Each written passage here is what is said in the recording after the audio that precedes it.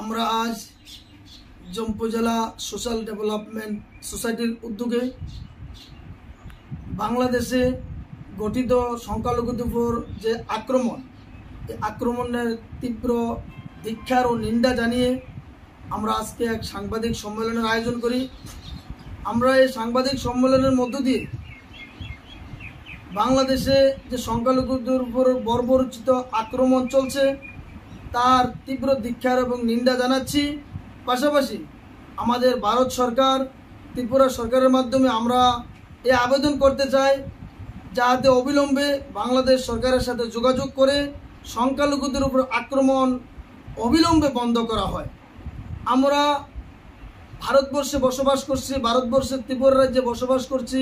আমরা এখানে হিন্দু, মুসলমান, পাহাড়ি, বাঙালি মিলেমিশে বসবাস করছি। আমরা এই দেশের সংখ্যালঘু, আমাদেরকে সংখ্যাগুরুরা সুরক্ষা দিচ্ছে।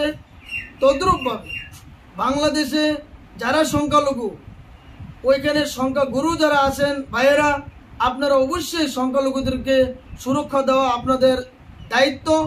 সেই হিসাবে আমরা তো পার্শ্ববর্তী রাষ্ট্র, আপনারা অবিলম্বে সংখ্যালঘুদের উপর আক্রমণ এবং ঘর জ্বালানি ভাঙ্গা, দোকান ঘর পুরা ভাঙ্গা, মানুষের উপর আক্রমণ, নির্যাতন অবিলম্বে বন্ধ করুন। আমরা তার তীব্র ধিক্কার এবং নিন্দা জানাচ্ছি। আগামী দিনে আমরা এগুলা বন্ধ করার জন্য আমার বাংলাদেশের হাই কমিশনের অফিসেও আমরা যাওয়ার জন্য একটা আমাদের আলোচনা চলছে। আমরা আগামী দিনে এই আক্রমণ যদি বন্ধ না করা হয় আমরা বৃহত্তর আন্দোলনে নামবো বলেও আমাদের একটা আলোচনা হয়েছে। নাম জম্পু জেলা সোশ্যাল ডেভেলপমেন্ট সোসাইটি কমিটির উদ্যোগে সাংবাদিক সম্মেলন মিলিত হয়েছি। আপনারা সবাই জানেন আমরা পার্শ্ববর্তী দেশ বাংলাদেশ, সেই জায়গায় যারা সংখ্যালঘু ভাইদের উপর আক্রমণ করা হয়েছে সেটাকে আমরা তীব্র নিন্দা এবং ধিক্কার জানাই।